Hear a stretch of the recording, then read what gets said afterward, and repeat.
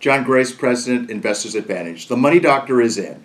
And I just came across an interesting study. And as we study things, we like to talk about them because some of them are quite interesting. And this study suggests that a good number of Americans have decided when they're going to retire. And what they know to be true today is that they have set their retirement goal at age 80. Now, I'm here to tell you it's not a goal, it's a pipe dream.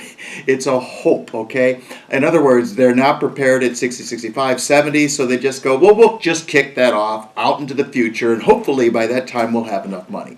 So that suggests to me something that is very important, and that is that what many of us do is we invest in this, that, or the other, hoping that it pays off, and we kind of go to Vegas and we have a win, and we like to come back and talk about it and brag about it, but we really don't set goals. And when it comes to financial goals, it seems to me to make all the sense in the world for all of the interested parties, whether they're single or married, to sit down and look at when do we want to make work optional and how much money are we going to need at that particular point in time. There's no guarantee, and maybe we don't want a guarantee, or maybe we do want to pass off some of the risk where there are guarantees. But the question is, how much money is it going to take to make work optional? So we're going to suggest that rather than just saying I'll make it my goal at 80 to try to retire, that I look to see when I'd like to retire with dignity. That's the first question. How much money am I going to need, are we going to need to keep us on track to have enough to make work optional? And then for those who are retired, the question becomes, at what level does the account size need to stay so that the income is a possibility for the rest of the life as we know it here on this earth? So we have a gentleman, this is a real situation, who we've been working with for well over 20, 25 years. And for the most part, he's been contributing to his 401k. Very similar situation to a lot of folks. And at age 60, late 2012, he came to us and said, I'm getting an offer from my employer. They're trying to get rid of all the old guys. I'm turning 60 just after the first of the year in 2013. Can I afford to take this package and retire? Well, here are the details. His goals were he didn't want to outlive his money. In fact, he wanted to make sure that his daughter was well squared away. She's a good saver, but he would like for her to have anything that he doesn't use, and we understand that. And then his third concern, and this is a concern of a lot of people, is the market volatility. He had had all this money in his 401k. He went through 2002. Those were both bad times. And he didn't want to see that happen at the point in which he's no longer contributing or working, okay? Because if you're working and contributing, whatever the market does is whatever the market does. It really doesn't matter.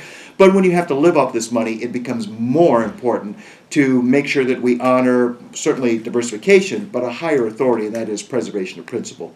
So we looked at his assumptions. There's about $500,000 in the 401k. There's a lump sum pension option of about $500,000. The options there is that he could leave it with the company. We generally recommend that option, that you take that if you can't manage money well. And if you can manage money well, you take the money and run. So we have the 401k, we have the lump sum. This gentleman's really well, does a good job of maintaining his expenses. He's not out of whack. He gets a 1-year salary as part of his retirement bonus package. And he has about $100,000 in savings. So all total about $1,200,000. Then we looked at Social Security because that's part of the equation too. And we find that he could start Social Security as early as age 62 with about $1,300 on a monthly basis. And that he would be able to, if he waited till age 66, get about $1,700. So each year that we defer taking Social Security, there's about a 6% increase or certainly a guaranteed increase that accrues to that account, which is really hard to match. And his income needs at this level are about $4,000 on a monthly basis. So the solution became for him, and we customized these. They're not cookie cutter approach, which we see too often. They each are customized for this specific individual, their goals and objectives. And we took the lump sum option. We said, thank you very much. We'll take the money and run, along with the rollover to an individual retirement account that was without taxes. And then we start taking a gross withdrawal of about 4%. So we set the speed limit on the withdrawal levels from $1,200,000 at about 4% on an annual basis. That's a couple of things that we want to continue to look at. Is the value at 1.2? Is the 4% being maintained? Those things get out of whack. We need to revisit this. It also makes it more important to look at how much can he afford to see another 37 to 50% or a 90% decline, as we have seen in equities over the last 60 or 70 years. we would suggest that we minimize those losses to the extent that we can. No guarantees. We'll still participate in losses as part of the equation.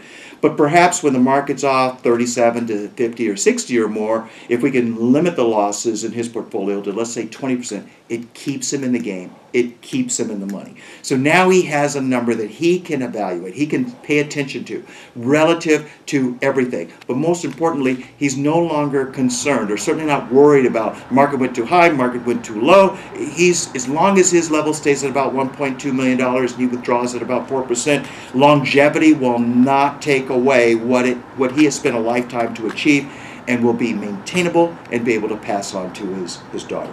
So those are some of the strategies that we look at to help people stay in the game and stay in the money. If you'd like to stress test your portfolio and look to see how you might be able to stay in the game, please feel free to give us a call. John Grace, Investors Advantage.